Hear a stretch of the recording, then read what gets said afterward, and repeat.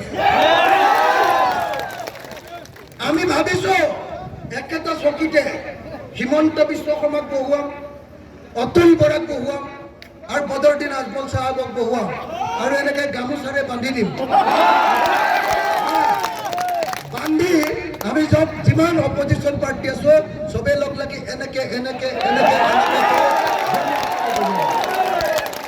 ভাল হবনে বেয়া হব ভাল হবনে বেয়া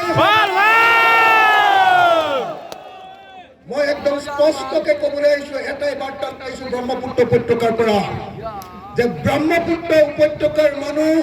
2026 চনত বিজেপিক বিদায় দিবৰ কাৰণে সাজু হৈছে বৰাক উপত্যকাৰ মানুহ সাজু হ'ব লাগে জানে যোৰহাট লোকসভা সমষ্টিত মই নিজেই গৌৰৱ গগৈক লগত লৈ যি যোৰহাটত বিজেপিয়ে আটাইতকৈ খিলঞ্জীয়া মানুহৰ সমষ্টি বুলি কৈ তাত কোনো পধ্যে বিজেপি নেহাৰে বুলি কৈছিলে 100 কোটি টকা খৰচ কৰিছিলে গৌৰৱ গগৈৰ বিৰুদ্ধে মই নিজে গৌৰৱক লগত লৈ বিজেপিক তাত দলিয়াই বাহিৰ কৰি দিছো আৰু বিজেপিৰ বন্ধু বদৰুদ্দিন আজমল ডাঙৰীয়া তেওঁ ধুবুৰী সবে কৈছিলে যে বদৰুদ্দিন আজমলক কোনেও হৰুৱাব নোৱাৰে মই ৰকিবুল হুছেইনক ধুবুৰীলৈ লৈ গৈছো নিজে থাকি লৈছো 44 মিটিং কৰিছো আৰু বদৰুদ্দিন আজমলক ব্ৰহ্মপুত্ৰত দলিয়াই থৈ আহিছো ভাল হৈছে নে বেয়া হৈছে নাই 2026 চনত আমাক সাম্প্ৰদায়িক চৰকাৰ নালাগে 2026 চনত আমাক ফেচিষ্ট চৰকাৰ নালাগে 2026 চনত আমাক ধৰ্ম নিৰপেক্ষ চৰকাৰ লাগে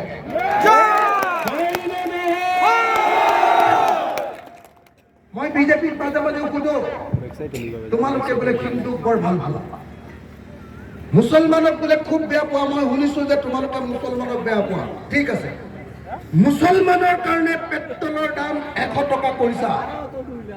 ভালে হৈছে ঠিক আছে মুছলমানক বজাই দিয়া কিন্তু মই যে হিন্দু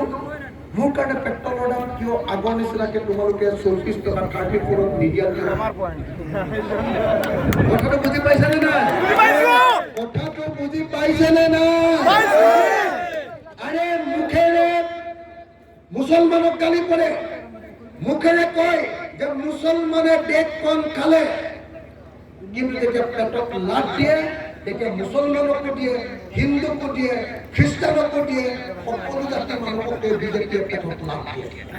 হয়নে নহয় দাই হয়নে নহয় এটা গেছ চিলিণ্ডাৰৰ দাম বিজেপি অহাৰ আগতে চিলিণ্ডাৰ গেছৰ দাম আছে 414 টকা 414 rupees আর বিজেপিয়ে সিলিন্ডার গ্যাসের দাম করেছে 1115 rupees 1152 টাকা হয় না তো হিন্দুর কারণেও একটা দাম মুসলমানের কারণেও একটা দাম খ্রিস্টানের কারণেও একটা দাম কিন্তু বাহিৰত তেওঁলোকে কৈ থাকে যে দেশৰ শত্ৰু অকল মুছলমান হয় নে নহয় হয় নে নহয় হয় নে নহয় সেইকাৰণে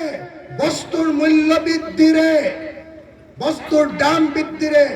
আমাৰ পেটত লাভ দিয়া বিজেপি 2026 চনত যদি